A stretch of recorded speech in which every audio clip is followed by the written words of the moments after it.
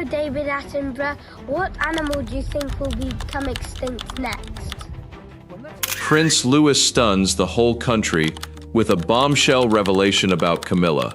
Okay, stay with this for a moment, because the revelation at the center of this story was not about a royal speech, a public argument, or something shouted across a crowded ceremony. According to the accounts surrounding this story, it began with a young prince saying something he had allegedly heard behind closed doors, and suddenly the name of Queen Camilla was at the center of an uncomfortable question involving Catherine. The alleged revelation was simple, but its implications were anything but simple. Louis was said to have overheard Camilla pressuring King Charles over Catherine's growing public prominence, with the discussion allegedly moving toward excluding Catherine from a major royal ceremony. Camilla reportedly rejected the interpretation, insisting that her words had been misunderstood. But then came the detail that made the story much harder to dismiss. A confidential palace memorandum was allegedly examined after William demanded answers, and the document reportedly contained discussions about reducing Catherine's public role. Most disturbing of all was the alleged description of Catherine's popularity as something that was becoming dangerous. That is what makes this story different. It is not simply a story about a child's accusation. It is a story about whether an innocent observation may have opened a door into a much larger disagreement inside the monarchy. Hi viewers, if someone you trusted was being pushed aside while everyone else stayed silent, would you speak up or stay quiet? Leave a simple yes or no in the comments, because this story turns on exactly that question. What happened next, according to the account, was not the kind of scene that could simply be brushed aside as another awkward royal moment. It's been obviously fantastic, and she's been a little joy of heaven, but at the same time it's a more responsibility looking after two little ones, especially when George is around. He's a little monkey, but no, it's fantastic having a lovely little family, and I'm so thrilled, and Catherine has been doing an amazing job as a mother, and I'm very proud of her. William wanted an explanation. Catherine was suddenly connected to a conversation she was never supposed to hear. Camilla was facing a question about what she had allegedly said, and Louis, the youngest child in the Wales family, had somehow become the person at the center of it all. The timing made the situation even more uncomfortable. The setting was associated with Christmas, family tradition, and the carefully controlled image of royal unity. These are occasions where every smile is noticed, every gesture is photographed, and every disagreement is carefully kept away from public view. Yet according to the story, something had slipped through that carefully managed surface. Louis had not arrived intending to expose anything. There was no speech prepared for him. No official announcement had been planned around his words. The allegation is that he simply repeated what he believed he had heard, and that is precisely why the revelation carried such force. A child who does not understand the machinery of royal politics can repeat a sentence without realizing what it means to the adults listening. He can remember a voice, a phrase, an expression, or a conversation without understanding why everyone suddenly becomes quiet when he mentions it. In a palace environment where information can be guarded with extraordinary care, that kind of innocence can become deeply unsettling. William's reaction, therefore, became crucial. If Louis had merely misunderstood an ordinary conversation, the matter should have ended quickly. A child had heard something, interpreted it through a child's understanding, and repeated it. That happens in families every day. But the alleged response was different. Questions were raised. What exactly had Louis heard? Who had been present? What had been said about Catherine? Why had Camilla allegedly been discussing Catherine's role with the king?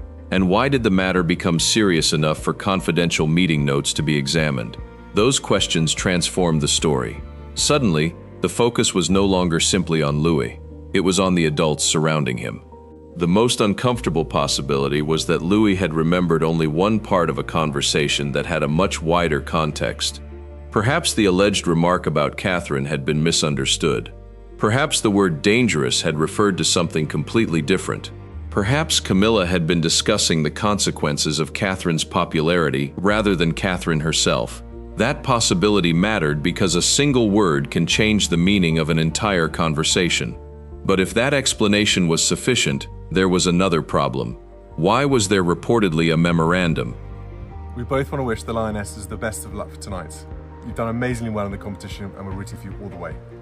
Good luck, I hope you win. Bye. The alleged document became the first piece of information capable of turning a family dispute into something much more serious. According to the story, advisors began examining confidential material after William demanded clarity. The search was not supposedly conducted because a child had made a dramatic accusation alone. It was conducted because there were questions about whether the conversation Louis described connected to discussions that had already taken place within palace circles. And this is where the story began to move beyond gossip. The memorandum allegedly concerned Catherine's public visibility. That distinction is important. Catherine's popularity had become one of the most visible features of the modern monarchy. Her public appearances, family image, charitable work, and relationship with William had made her an increasingly important figure in the public imagination. Any serious discussion about reducing her role would therefore carry consequences far beyond one ceremony. It could affect the image of the future monarchy itself. That was why William could not simply dismiss what Louis had said. The alleged concern was not merely whether Camilla liked Catherine. It was whether someone inside the institution had begun thinking about Catherine's influence as a problem that needed to be managed. And there was something else. The story suggested that the alleged plan did not begin with a public announcement. It began quietly, through conversations and internal discussions, where words could be interpreted differently depending on who heard them. That made the alleged memorandum so important. A document does not laugh nervously when challenged. It does not change its expression. It does not suddenly remember a conversation differently. Once written down, even a brief phrase can become evidence of what was being considered at a particular moment. Yet even then, the memorandum did not automatically prove the most explosive version of Louis's account. It raised another question instead. Who had wanted Catherine's role reconsidered in the first place? That question would soon become more uncomfortable than the original accusation. Because if Louis had simply misunderstood Camilla, then the memorandum might provide an innocent explanation. But if the memorandum reflected the same concern Louis had overheard, then his words had accidentally pointed towards something that existed before anyone realized he had noticed it. And that possibility changed the atmosphere completely. The royal family has survived arguments, scandals, family divisions, public criticism, and decades of intense scrutiny. What makes an alleged private revelation dangerous is not necessarily the accusation itself. It is what happens when the accusation appears to overlap with something written down by people who were already discussing the same subject. That was the line William was now trying to establish. Was Louis wrong? Was Camilla misunderstood? Or had the youngest Wales child accidentally said out loud what senior figures inside the palace had been carefully discussing in private? The answer could not be found by watching the next public appearance. It could not be found in a photograph of William and Camilla standing beside each other. It could not be found in a polite smile at a royal ceremony. It would have to be found in the details surrounding the alleged conversation. And that was where the story became darker. Because before anyone could determine whether Louis had misunderstood Camilla, there was another issue that needed to be confronted. Louis had remembered more than just a single sentence. He had apparently remembered the circumstances around it. And if that part of the account was accurate, then the question was no longer simply what Camilla had said. The question was why a young prince had been close enough to hear it at all. That was the moment the innocent child's revelation began to look less like an isolated remark and more like the first loose thread in a much larger story. And once William began pulling at that thread, the next discovery was about to make the original accusation look almost insignificant. So stay with this story, because what was allegedly found in the palace records was far more troubling than anything Louis had said, and if this first revelation deserves to be heard, then the next part deserves even more attention. If viewers believe uncomfortable truths should not simply disappear because they involve powerful people, then leaving without hearing what came next means letting the most important part of the story remain unheard. The first thing that made Louis' alleged revelation so difficult to dismiss was not the accusation itself. It was the family dynamics surrounding it. By the time palace officials were looking at private notes, coming to see and Maggie's just after the king being diagnosed. Nobody could say anything at the time. That was quite difficult. I almost said something, but I felt that it wasn't the time to say. Looked at everybody who was suffering and all the relations, and I think it made me realise even more how important these places were. They were dealing with a child who had spent years watching the adults around him closely, even when nobody expected him to understand what he was seeing. Louis had always occupied a different position inside the Wales family. George carried the weight of being the eldest son. Charlotte had developed the calm, watchful manner often seen in the middle child, who understands exactly when to step in. Louis was different. He was the youngest, the one most likely to react before remembering that cameras were watching. According to the story, that assumption became important. Adults may dismiss a child's observations because the child does not understand the meaning behind them, but noticing something and understanding something are not the same skill. Louis might not have understood palace strategy, public relations, succession, or the consequences of Catherine becoming more influential. He could still recognize when adults were speaking differently, when a conversation suddenly became tense, or when someone's mood changed. That is where his relationship with Catherine becomes central. Within the story, Catherine represents the person Louis is most naturally connected to inside the immediate Wales household. She is not an abstract royal figure to him, she is his mother. Her public responsibilities exist alongside the ordinary routines of family life, and that contrast gives the alleged revelation its emotional weight. If Louis heard adults discussing her future role, he would not necessarily process the subject as an institutional question. He would hear it as something happening to his mother. That changes the meaning of his reaction. A child does not need to understand power to recognize exclusion.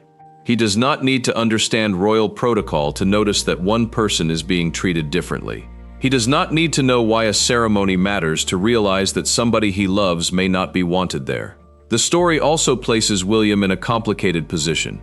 He is not only Catherine's husband, he is Louis's father and the future king. Those responsibilities overlap in a way that makes any alleged attempt to reduce Catherine's public role deeply personal and institutionally significant. But there was another relationship that could not be ignored: Camilla. Publicly, the relationship between Camilla and the Wales children has not been presented as a simple feud. There have been family occasions where they appeared comfortable around one another. There have been smiles, shared walks, brief exchanges, and moments that suggested ordinary family familiarity. That matters because the story becomes weaker if Camilla is treated as someone Louis could never tolerate. The alleged revelation is more unsettling if there had been enough normality between them for nobody to expect a confrontation. One public Christmas moment had previously offered exactly that impression. Louis appeared alongside Camilla during the family's traditional appearance, and the interaction seemed relaxed. There was no obvious confrontation, no visible hostility, nothing that would have warned observers that a much more uncomfortable allegation could later emerge. If Louis was supposedly uncomfortable with Camilla, why had he appeared at ease around her? If he was simply repeating something he disliked, why would the alleged remark focus on Catherine rather than himself? And if Camilla had no issue with Catherine's public role, why would the subject appear in internal discussions at all? Those questions became more important than the original scene. They also forced attention back toward the wider family structure. George and Charlotte were growing into roles that would eventually place them much closer to the center of royal duty. Louis, meanwhile, remained farther away from the immediate pressure of succession. That could give him something his older siblings had less of: freedom to behave naturally without every gesture being interpreted as preparation for a future position. Yet that freedom also meant people could underestimate him. His reputation for mischief made it easy to assume that anything he said was simply another entertaining moment from the youngest Wales child. The danger in that assumption was obvious. If Louis had overheard something important, dismissing him because he was young could mean dismissing the only witness who had no reason to understand the political significance of what he had heard. And this is where the story takes a sharper turn. The alleged issue was not that Louis understood the palace better than adults did. It was that he might have remembered a detail adults believed would never leave the room. That distinction became crucial once William started asking questions. He would not need Louis to provide a political analysis. He would need only the basic facts of what the child remembered. Where was he? Who was nearby? What words did he hear? What happened immediately afterward? Those details could then be compared with adult recollections. That process creates a very different kind of tension. A child's memory can be incomplete.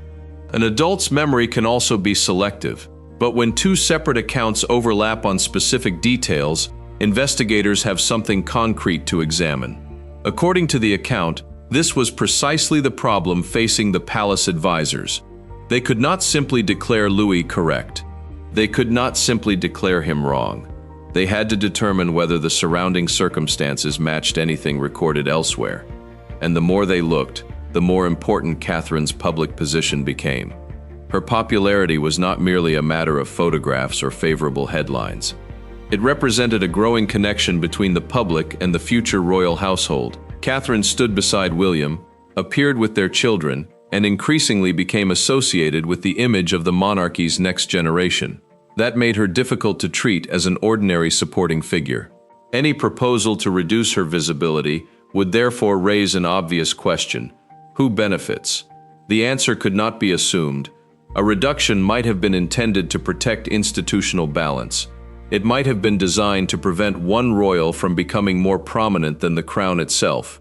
It might have reflected disagreements over scheduling, ceremony, protocol, or future responsibilities. Or, as the darker interpretation of the story suggested, it might have reflected anxiety about Catherine's influence. That is why the alleged phrase about her popularity becoming dangerous carries so much weight. Without the memorandum, it could be dismissed as a child repeating words without context. With a memorandum, the same words become something investigators might need to explain. And there was still another problem. The story suggested that the alleged discussions were not limited to one isolated exchange. References appeared to point toward broader consideration of Catherine's role, which meant the palace could no longer treat the matter as a misunderstanding between family members. At that point, William's position changed. He was no longer simply trying to protect his son from an uncomfortable situation. He was trying to establish whether an institutional decision concerning his wife had been discussed without his knowledge. That is a much larger question. The alleged paperwork offered something different. It offered words without cameras. It offered a record without expressions. And if those words matched even part of what Louis remembered, then the child at the center of the controversy had not merely created an awkward royal moment. He may have opened the door to a conversation that powerful people had expected to remain private. That possibility also changed the way earlier interactions could be interpreted. A friendly gesture between Louis and Camilla no longer proved everything was fine, just as a distant moment would not prove hostility. Public behavior could conceal uncertainty, and uncertainty was exactly what made the alleged memorandum so important. For William, the issue was becoming increasingly difficult to contain. For Catherine, the allegation raised a more personal concern. If discussions about her role had actually taken place, she would need to know whether those discussions were routine planning or something more deliberate. For Camilla, the challenge was equally serious. She could deny the alleged interpretation, but the existence of any related discussion would leave her facing questions that could not be answered with a smile at a public ceremony. And for Louis, the strangest part was that he had already done the one thing nobody expected. He had spoken. Now the adults had to decide what his words meant.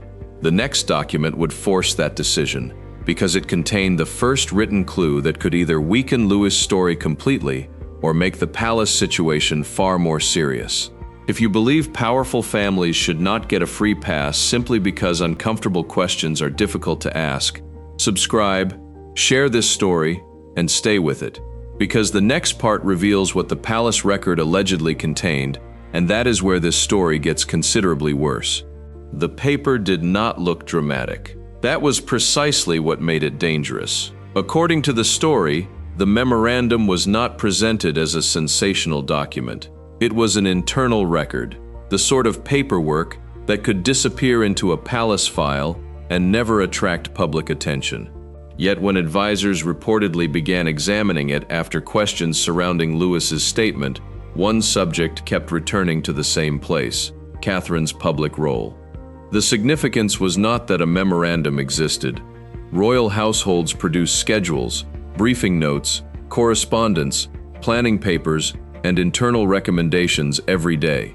The significance was what this particular document allegedly discussed, who had access to it, and why its wording appeared to overlap with the concern Louis had raised. That was the point at which the story stopped being about a child's memory and became an investigation into adult decisions. William's position was straightforward. He needed facts. He could not protect his family by reacting to every rumor, and he could not ignore a claim merely because it came from a child. The only responsible course was to establish whether the alleged conversation had a traceable connection to anything recorded inside the royal machinery. So the questions became specific. When had the discussion taken place? Who had been present? Was Catherine's role actually on the agenda? Had Camilla been speaking for herself, for Charles, or about a wider institutional concern? And if the subject had been discussed formally, who had decided that it needed to be discussed at all? Those questions mattered because palace planning is rarely accidental. A ceremony can involve weeks of preparation. A guest list can reflect protocol. A speaking order can carry meaning. A change in visibility can be the result of scheduling, health, security, tradition, or deliberate strategy. Without context, a single sentence can be made to mean almost anything. The memorandum therefore had to be read carefully. According to the account, advisors did not find an explicit order declaring that Catherine should be removed from royal life. That distinction is important. The alleged document was more subtle. It reportedly raised concerns about the balance of public attention and the future presentation of senior royals. That wording created room for competing interpretations. One interpretation was practical. Perhaps the palace wanted to prevent the monarchy from appearing dependent on one popular figure. Another was political. Perhaps senior figures feared Catherine's growing visibility could alter established hierarchies inside the institution. A third interpretation was personal, suggesting that the concern was not about the monarchy at all, but about who was becoming more influential within it. None of those possibilities could be established simply by reading one phrase. But one phrase reportedly stood out. Catherine's popularity was described as becoming dangerous. If that wording was accurate, it changed the temperature of the investigation. Dangerous to whom? Dangerous in what sense? Dangerous because public attention was shifting? Dangerous because Catherine was becoming too powerful? Or dangerous because the balance between the current reign and the future reign was changing faster than some people expected? The document, according to the story, did not provide an easy answer. That ambiguity was exactly what made it so troubling. A phrase like that can be explained away when it comes from gossip. It becomes harder to dismiss when it appears in an internal memorandum allegedly examined by advisors. And then came the question that William reportedly wanted answered most urgently. Was Camilla connected to the discussion? The answer could not simply be assumed from Louis' allegation.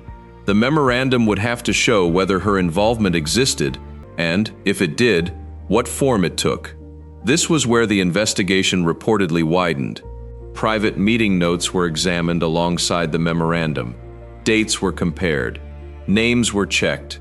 The sequence of meetings became important because the alleged conversation involving Charles and Camilla could not be understood without knowing what had been discussed before and afterward. That process also exposed a weakness in the simplest version of the story. Even if Louis had heard Camilla say something about Catherine, that did not prove Camilla was proposing a plan against her. She could have been questioning a proposal rather than supporting it. She could have been repeating another person's concern. She could have been discussing public relations. She could have been warning Charles about the consequences of an increasingly popular royal figure. The same words could carry completely different meanings depending on the missing context. William therefore had a reason to keep pushing. He needed the conversation, not merely the accusation. And the palace needed to know whether the paperwork described a real strategy or simply routine planning that had been distorted by rumor. For Camilla, the pressure was growing. Her public position meant that almost any private disagreement involving Catherine could become a national controversy if it escaped the palace. A disagreement over scheduling could be interpreted as a power struggle. A discussion about protocol could become evidence of hostility. A private warning could be presented as an attack. That did not make the allegation harmless. It made the missing evidence even more important. The advisors therefore faced a task. They had to separate evidence from assumption without losing the thread. A document could show that a concern existed, but it could not reveal every motive behind that concern. A witness could remember words accurately while misunderstanding their purpose. Those limits mattered, especially when the people involved were members of the family. Yet the deeper they went, the harder it became to treat the episode as an ordinary misunderstanding. The alleged records suggested that Catherine's public position had attracted attention at precisely the time Lewis's words placed the issue under scrutiny. That coincidence alone did not establish guilt, but it was enough to demand an explanation, and the explanation was waiting in the next set of notes. The advisors reportedly traced the memorandum through the internal planning process. The document had not appeared from nowhere. It had passed through people whose responsibility involved preparing senior members of the family for major public duties. That detail raised another question. If the document was routine, why had it been written in such striking terms? If it was not routine, who had requested it? And if Catherine's popularity really was being discussed as a potential problem, why had William not been brought into the conversation? That final question carried the greatest weight. William was not an outsider to Catherine's public role. He was the person expected to share the future monarchy with her. Any serious decision about her visibility would naturally affect him. Yet the alleged memorandum suggested that people were thinking about Catherine's position before the issue reached him. That possibility would have been enough to make any husband uneasy. For Louis, however, the significance remained invisible. He was not looking at constitutional questions. He was not studying palace strategy. He was not weighing competing interpretations of royal authority. He had simply said what he believed he had heard. That innocence created the strangest contrast in the entire story. The adults were now surrounding a document with questions, while the child who had triggered the examination had no idea how far his words could travel. The alleged memorandum also changed the meaning of the original confrontation. At first, Camilla's defense could have ended the matter. If she insisted that Louis had misunderstood, and if no independent material supported his account, the accusation could have faded. But now there was allegedly something written, not proof of every detail, not proof of every accusation, but enough, according to the story, to keep the question alive. That distinction is critical. A memorandum discussing Catherine's public role would not automatically prove that Camilla wanted to remove her. It would not prove that Charles had agreed to such a plan. It would not prove that Louis understood the conversation correctly. What it would do is establish that Catherine's position had become a subject of serious internal consideration, and that alone was significant.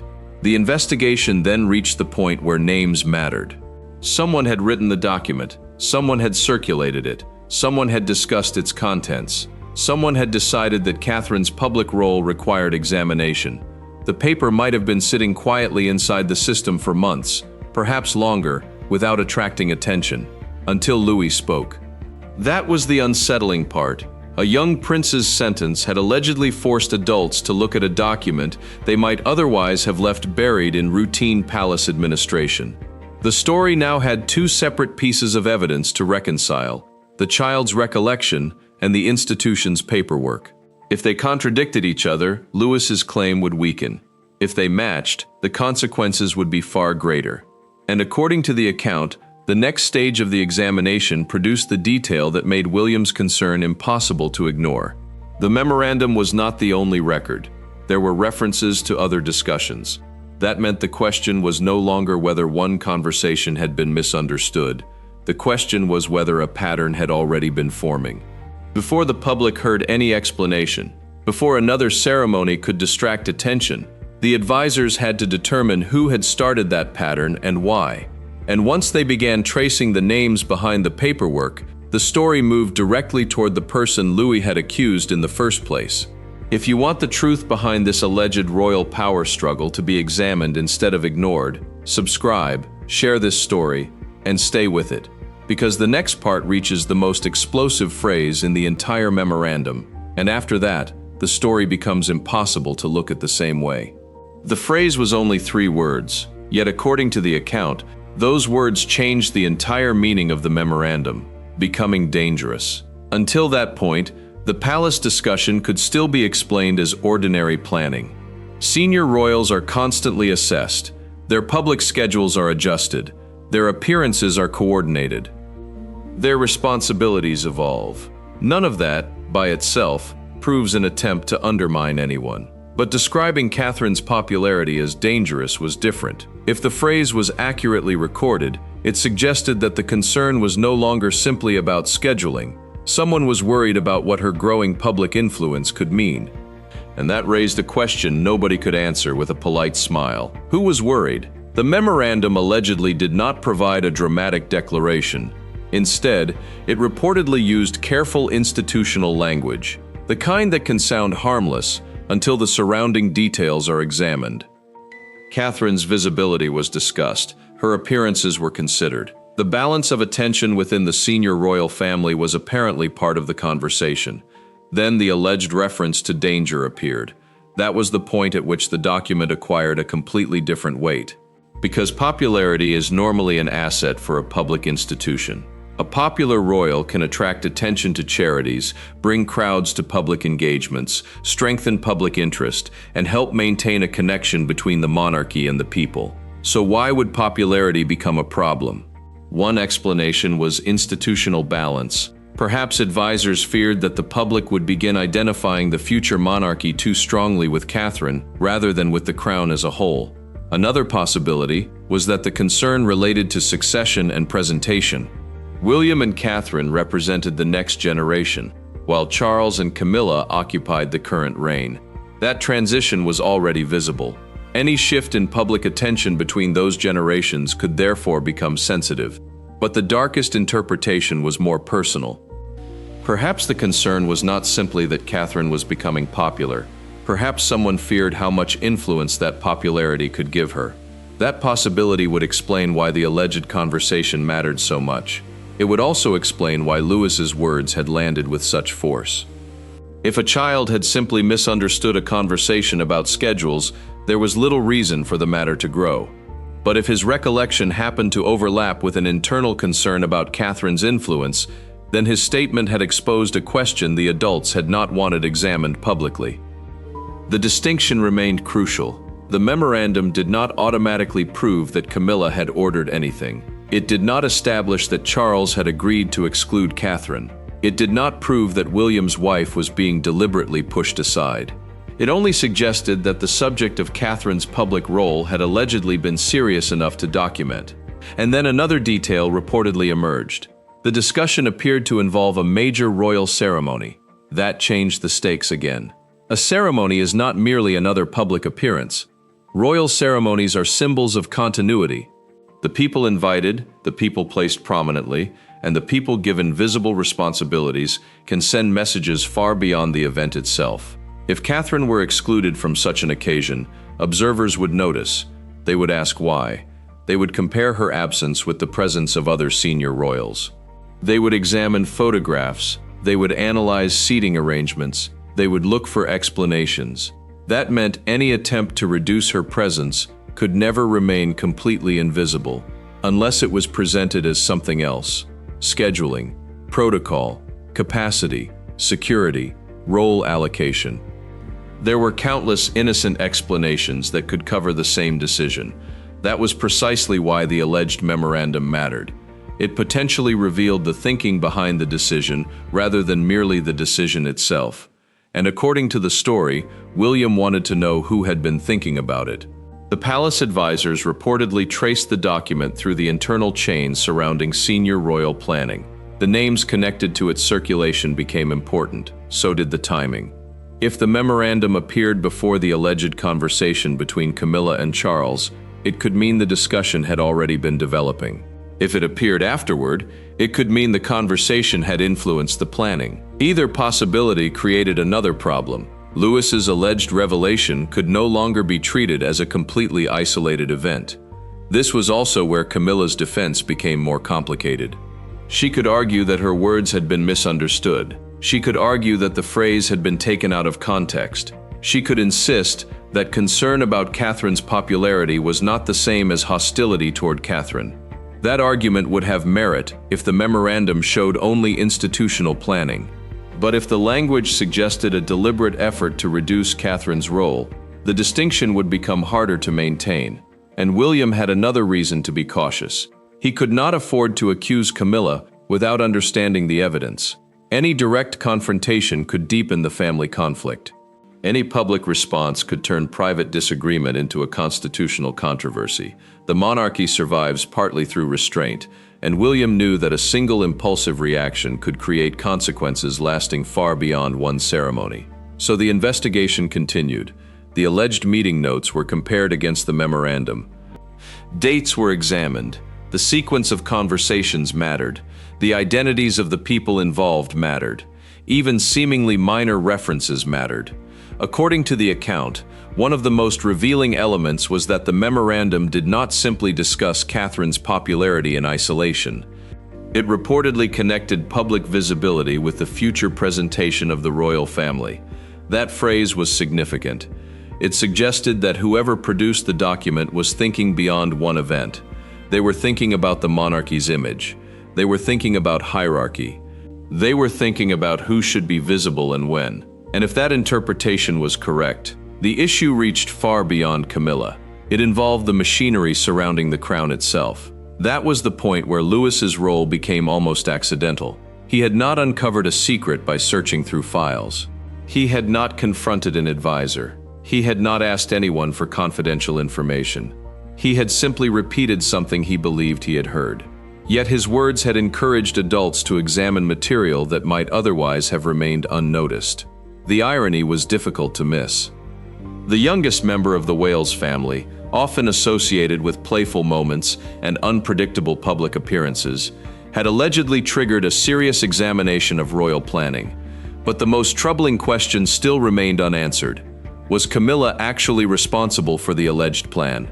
The evidence, as described in the story, did not establish that conclusively.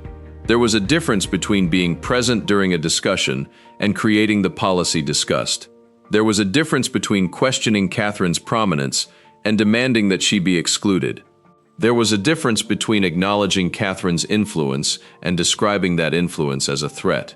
Those distinctions mattered. They also created suspense, because the memorandum might have been evidence against Camilla, or it might have been evidence that Camilla herself had been misunderstood. The next stage, therefore, focused on the alleged conversation with Charles. What had Camilla actually been trying to persuade the king to do? Why was Catherine's presence at the ceremony supposedly under discussion? And where did the phrase about danger fit into that conversation? According to the account, the answer was not hidden in a public speech. It was hidden in the private meaning of the words. That was where the story became most uncomfortable. If Camilla had been warning Charles about the consequences of Catherine's popularity, she could claim she was protecting the monarchy. If she had been asking Charles to limit Catherine's role because she considered her influence excessive, William would have had a very different problem. And if the memorandum reflected both concerns at once, then the royal family was facing something much larger than a disagreement between two women. It was a struggle over visibility. It was a struggle over influence. And ultimately, it was a struggle over who would shape the public face of the monarchy as the next reign approached. The alleged phrase "becoming dangerous" therefore became more than a shocking line. It became the key that unlocked the entire dispute. Because once those words were placed beside Louis' account, the question was no longer whether the child had said something embarrassing. The question was whether he had accidentally exposed a conversation that revealed how deeply some people were concerned about Catherine's growing influence. And there was still one piece missing. Someone had to explain why that concern existed in the first place.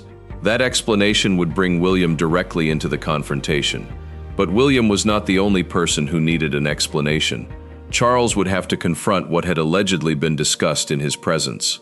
Camilla would have to explain why her name was connected to the conversation, and Catherine would have to confront the possibility that decisions about her visibility had been considered without her knowledge. None of those questions could be settled by another carefully staged photograph. They required an answer from the people who had been inside the room when the discussion allegedly happened. And the closer William came to that room, the less room there was for anyone to hide behind ambiguity. The next confrontation would force those questions into the open, with every chosen word carrying consequences for the family. If viewers believe Catherine deserves to be judged by facts rather than quiet palace decisions, then do not scroll past this story in silence. Subscribe, share it, and stay for the next part, because the confrontation that follows turns this alleged memorandum from a private concern into a direct royal reckoning. The question William now faced was no longer whether Louis had spoken out of turn. It was whether the adults had given him something worth speaking about. According to the account, the confrontation that followed centered on three people: William, Charles, and Camilla. Each had a different reason to want the matter settled. William wanted to know what had been discussed about Catherine. Charles needed to explain what he knew. Camilla needed to answer why her name had become connected to a plan that allegedly questioned Catherine's public role. The tension came from what nobody could prove immediately. Louis's words were not enough to establish an official policy. The memorandum did not automatically establish Camilla's motive, and the alleged phrase about Catherine becoming dangerous could have had a meaning different from the one people assumed. But there was enough overlap to make silence impossible. William reportedly wanted the conversation reconstructed from the beginning. The purpose was not to create another family spectacle. It was to determine whether the alleged discussion concerned Catherine personally, or whether it reflected a broader concern about the future presentation of the monarchy. That distinction became the central issue. If the concern was institutional, Camilla could argue that she had been discussing the monarchy's public balance. If the concern was personal, William would have reason to question why Catherine had been singled out. Charles therefore became crucial. As king, he occupied the position between the competing interests. Catherine was his daughter-in-law and the future queen beside William. Camilla was his wife and queen consort. Any disagreement involving both women placed Charles in an awkward position that could not be solved simply by choosing one side. According to the story, the alleged conversation had placed him under pressure to make a decision about Catherine's presence at a major royal ceremony. The question was why. A ceremony can be rearranged for legitimate reasons. Roles can change. Invitations can be altered. Senior members can be given different responsibilities. None of those things automatically indicates hostility. But the alleged memorandum gave the discussion another layer. It suggested that Catherine's growing popularity had itself become part of the calculation. That was the point William could not ignore. Catherine's public influence was not a private matter anymore. Her appearances attracted attention, her family image had become central to the future monarchy, and her partnership with William had become one of the most recognizable features of the institution. Trying to reduce that visibility would therefore have consequences. Even if the intention was presented as protecting the crown, the result could look like an attempt to push Catherine into the background. And that was exactly what made the alleged phrase so explosive: becoming dangerous. The phrase could have been careless. It could have been taken out of context. It could have referred to institutional dependence rather than Catherine herself. But if it was used specifically because of Catherine's popularity, then it revealed a concern that went deeper than ceremony planning. William needed to know which interpretation was correct. The account suggests that Camilla's defense focused on misunderstanding. She did not accept the idea that her words meant Catherine should be deliberately diminished. The conversation, she reportedly maintained, had been interpreted more harshly than intended. That defense could not be dismissed without evidence. It also could not erase the memorandum. This was the uncomfortable middle ground. The document might confirm that Catherine's visibility was being discussed without proving who wanted the change. Louis's recollection might identify a conversation without proving its purpose. Each piece appeared incomplete on its own. Together, however, they created a question that demanded an answer. Who had initiated the concern? The story suggests that this was where William became less interested in personalities and more interested in process. Who wrote the memorandum? Who received it? Who discussed it? Who had authority over the ceremony? And why was William allegedly not part of the conversation? Those questions moved the dispute away from gossip and toward accountability. They also changed the role of Louis. The youngest prince had not solved the mystery. He had created the reason to look for it. That is why his alleged revelation carried such unusual power. He did not provide a complete explanation. He provided a fragment. Adults then had to determine whether the fragment belonged to anything larger, and according to the account, it did. The alleged records indicated that Catherine's public role had been considered seriously enough to warrant written discussion. That did not prove a conspiracy. It did not prove Camilla wanted Catherine removed. It did not prove Charles agreed. But it did establish the existence of a concern. That was enough to change the family conversation. Catherine could no longer be treated as though nothing had happened. William could no longer dismiss the allegation as childish confusion. Charles could not simply rely on the assumption that private planning would remain private. And Camilla faced the most difficult position of all. Her public image depended on stability. Any suggestion that she was involved in limiting Catherine's role could revive old tensions surrounding the family and place renewed attention on the complicated relationships within the monarchy. Yet the evidence described in this story left room for another possibility. Perhaps Camilla had been warning Charles rather than attacking Catherine. Perhaps she believed Catherine's popularity could create an imbalance that would eventually harm the monarchy. Perhaps the word dangerous referred to institutional consequences rather than personal hostility. That interpretation would not make the situation harmless. It would simply make the disagreement more complicated. Because even if Camilla believed she was protecting the monarchy, William could still question whether she had any right to determine Catherine's public position without consulting him. That was the real confrontation. It was not simply about whether one woman liked another. It was about authority. Who decides the role of a future queen? Who decides how prominently she appears? Who decides whether popularity is an asset or a threat? And who has the right to make those decisions before the future king is even informed?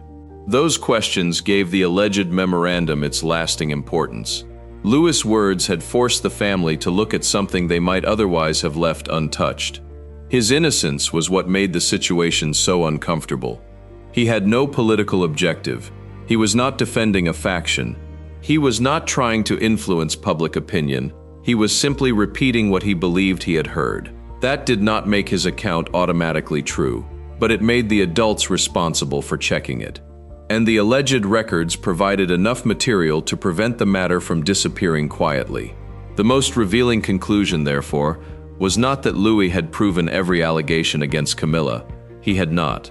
The stronger conclusion was that his statement had exposed a question already sitting inside the royal system. Catherine's influence had apparently become a subject of discussion. The memorandum allegedly existed. The ceremony had become part of the dispute, and Camilla's alleged conversation with Charles remained at the center of the unanswered questions. That is why the title of this story matters. Prince Louis did not supposedly stun the country because a young royal suddenly delivered a political speech.